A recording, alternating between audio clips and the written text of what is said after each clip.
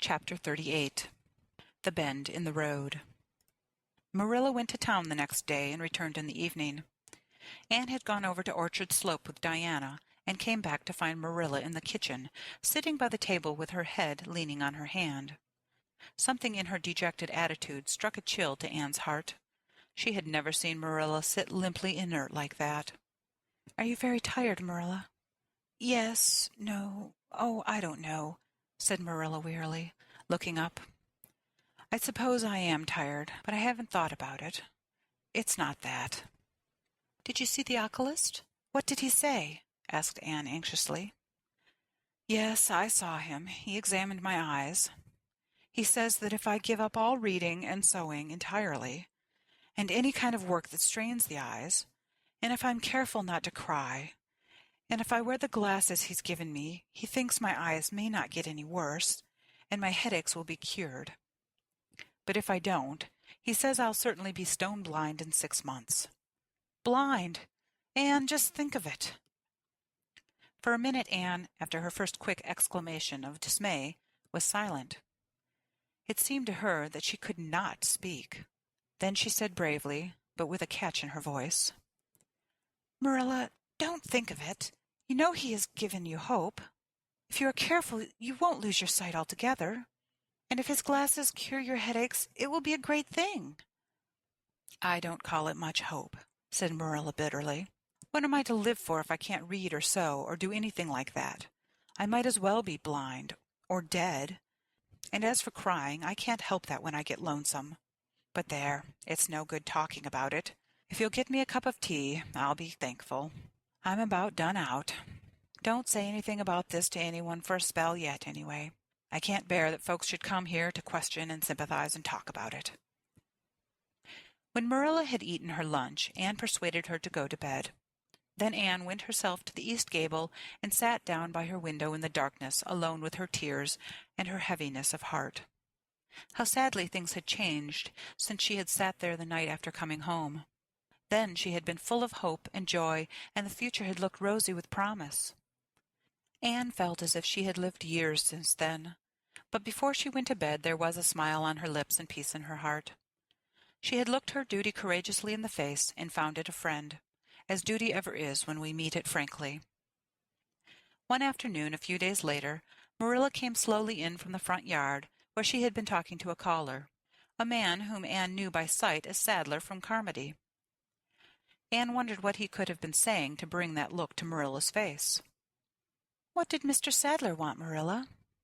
Marilla sat down by the window and looked at Anne.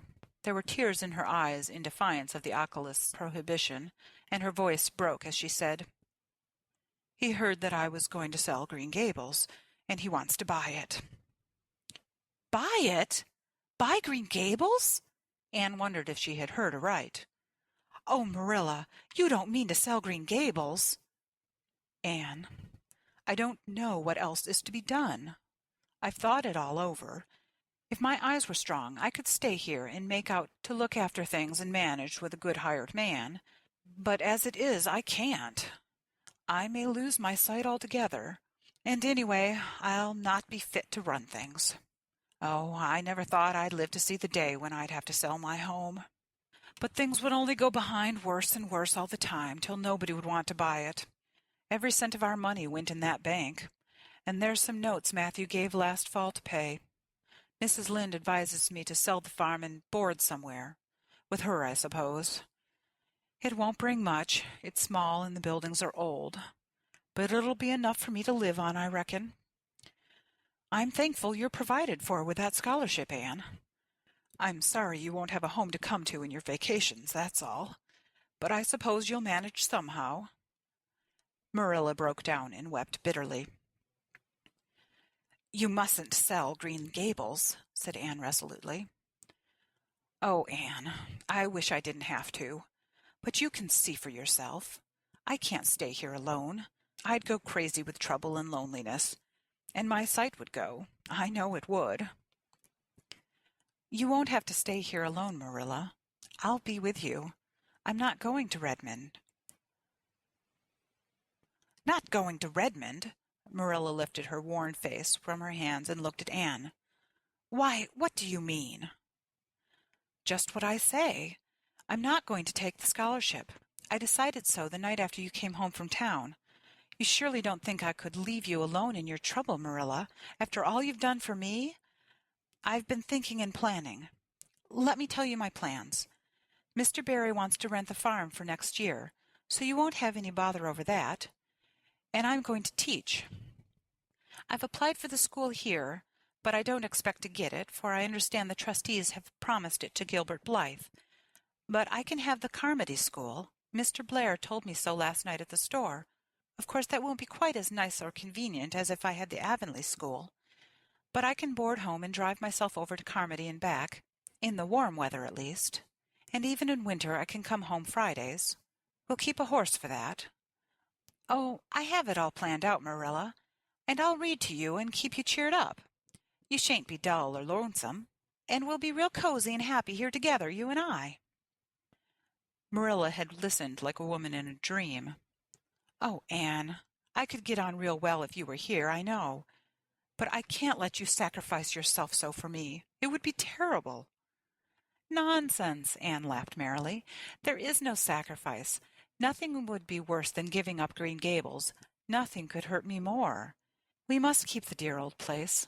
My mind is quite made up, Marilla. I'm not going to Redmond, and I am going to stay here and teach. Don't you worry about me a bit. But your ambitions and... I'm just as ambitious as ever, only I've changed the object of my ambitions. I'm going to be a good teacher, and I'm going to save your eyesight. Besides, I mean to study at home here and take a little college course all by myself. Oh, I've dozens of plans, Marilla, and I've been thinking them over for a week.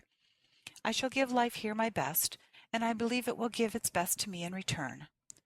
When I left Queen's, my future seemed to stretch out before me like a straight road. I thought I could see along it for many a milestone. Now there's a bend in it. I don't know what lies around the bend, but I'm going to believe that the best does. It has a fascination of its own, that bend, Marilla. I wonder how the road beyond it goes, what there is of green glory and soft checkered light and shadows, what new landscapes, what new beauties, what curves and hills and valleys further on. I don't feel as if I ought to let you give it up, said Marilla, referring to the scholarship. But you can't prevent me. I'm 16 and a half, obstinate as a mule, as Mrs. Lynde once told me, laughed Anne. Oh, Marilla, don't you go pitying me. I don't like to be pitied, and there's no need for it.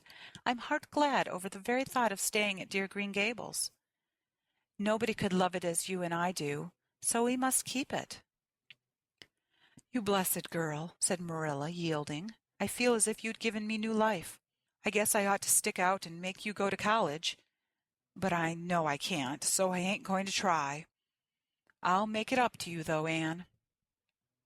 When it became noised abroad in Avonlea that Anne Shirley had given up the idea of going to college and intended to stay home and teach, there was a good deal of discussion over it. Most of the good folks, not knowing about Marilla's eyes, thought she was foolish. Mrs. Allan did not. She told Anne so in approving words that brought tears of pleasure to the girl's eyes. Neither did good Mrs. Lynde. She came up one evening and found Anne and Marilla sitting at the front door in the warm, scented summer dusk. They liked to sit there when the twilight came down and the white moths flew about in the garden and the odor of mint filled the dewy air. Mrs. Rachel deposited her substantial person upon the stone bench by the door, behind which grew a row of tall pink and yellow hollyhocks, with a long breath of mingled weariness and relief. I declare, I'm getting glad to sit down. I've been on my feet all day, and 200 pounds is a good bit for 2 feet to carry around. It's a good blessing not to be fat, Marilla. I hope you appreciate it. Well, Anne, I hear you've given up your notion of going to college. I was real glad to hear it. You've got as much education now as a woman can be comfortable with. I don't believe in girls going to college with the men and cramming their heads full of Latin and Greek and all that nonsense. But I'm going to study Latin and Greek just the same, Mrs. Lynde, said Anne, laughing. I'm going to take my arts courses right here at Green Gables and study everything that I would at college. Mrs. Lynde lifted her hands in holy horror. Anne Shirley, you'll kill yourself. Not a bit of it. I shall thrive on it. Oh, I'm not going to overdo things. As Josiah Allen's wife says, I shall be medium. But I'll have lots of spare time in the long winter evenings, and I've no vocation for fancy work. I'm going to teach over at Carmody, you know. I don't know it. I guess you're going to teach right here in Avonlea. The trustees have decided to give you the school. Mrs. Lynde! Cried Anne, springing to her feet in her surprise. Why, I thought they had promised it to Gilbert Blythe. So they did, but as soon as Gilbert heard that you had applied for it, he went to them. They had a business meeting at the school last night, you know, and told them that he withdrew his application, and suggested that they accept yours. He said he was going to teach at White Sands.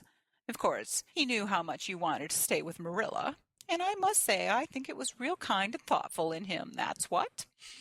Real self-sacrificing, too, for he'll have his board to pay at White Sands, and everybody knows he's got to earn his own way through college. So the trustees decided to take you. I was tickled to death when Thomas came home and told me. I don't feel like I ought to take it, murmured Anne. I mean, I don't think I ought to let Gilbert make such a sacrifice for me. I guess you can't prevent him now. He signed papers with the White Sands trustees, so it wouldn't do him any good now if you were to refuse. Of course you'll take the school. You'll get along all right now that there are no Pyes going. Josie was the last of them, and a good thing she was, that's what. There's been some Pye or other going to Avonlea school for the last 20 years, and I guess their mission in life was to keep school teachers reminded that Earth isn't their home. Bless my heart! What does all that winking and blinking at the Berry Gable mean? Diana is signaling for me to go over, laughed Anne. You know we keep up the old custom. Excuse me while I run over and see what she wants. Anne ran down the clover slope like a deer and disappeared in the furry shadows of the haunted wood. Mrs. Lynde looked after her indulgently. There's a good deal of the child about her yet in some ways. There's a good deal more of the woman about her in others, retorted Marilla with a momentary return of her old crispness. But crispness was no longer Marilla's distinguishing characteristic, as Mrs. Lynde told her Thomas that night. Marilla Cuthbert has gotten mellow, that's what. Anne went to the little Avonlea graveyard the next evening to put fresh flowers on Matthew's grave and water the Scotch rose bush. She lingered there until dusk, liking the peace and calm of the little place, with its poplars whose rustle was like low, friendly speech, and its whispering grasses growing at will among the graves. When she finally left it and walked down the long hill that sloped to the Lake of Shining Waters, it was past sunset, and all Avonlea lay before her in a dreamlike afterlight, a haunt of ancient peace. There was a freshness in the air, as of a wind that had blown over honey-sweet fields of clover. Homelights twinkled here and there among the homestead trees. Beyond lay the sea, misty and purple, with its haunting, unceasing murmur. The west was a glowing of soft mingled hues, and the pond reflected them all in still softer shadings. The beauty of it all thrilled Anne's heart, and she gratefully opened the gates of her soul to it. Dear old world, she murmured, you are very lovely, and I'm glad to be alive in you. Halfway down the hill, a tall lad came whistling out of a gate before the Blythe homestead. It was Gilbert, and the whistle died on his lips as he recognized Anne. He lifted his cap courteously, but he would have passed on in silence if Anne had not stopped and held out her hand. Gilbert, she said with scarlet cheeks, I want to thank you for giving up the school for me. It was very good of you, and I want you to know that I appreciate it. Gilbert took her offered hand eagerly. It wasn't particularly good of me at all, Anne. I was pleased to be able to do you some small service. Are we going to be friends after this? Have you really forgiven me my old fault? Anne laughed and tried unsuccessfully to withdraw her hand. I forgave you that day by the pond landing, although I didn't know it. What a stubborn little goose I was. I may as well make a complete confession. I've been sorry ever since. We're going to be the best of friends, said Gilbert jubilantly. We were born to be good friends, Anne. You've thwarted destiny enough. I know we can help each other in many ways. You're going to keep up your studies, aren't you? So am I. Come, I'm going to walk home with you. Marilla looked curiously at Anne when the latter entered the kitchen. Who was that came up the lane with you, Anne? Gilbert Blythe, answered Anne, vexed to find herself blushing. I met him at Berry's Hill. I didn't think you and Gilbert Blythe were such good friends that you'd stand for half an hour at the gate talking to him, said Marilla with a dry smile. We haven't been. We've been good enemies, but we have decided that it will be much more sensible to be good friends in the future. Were we really there half an hour? It seemed just a few minutes. But you see, we have 5 years lost conversations to catch up with, Marilla. Anne sat long at her window that night, companioned by a glad content. The wind purred softly in the cherry boughs, and the mint breaths came up to her. The stars twinkled over the pointed firs in the hollow, and Diana's light gleamed through the old gap. Anne's horizons had closed in since the night she had sat there after coming home from Queen's. But if the path set before her feet was to be narrow, she knew that flowers of quiet happiness would bloom along it. The joy of sincere work and worthy aspiration and congenial friendship were to be hers. Nothing could rob her of her birthright of fancy or her ideal world of dreams. And there was always the bend in the road. God's in his heaven. All's right with the world, whispered Anne softly. End of chapter 38.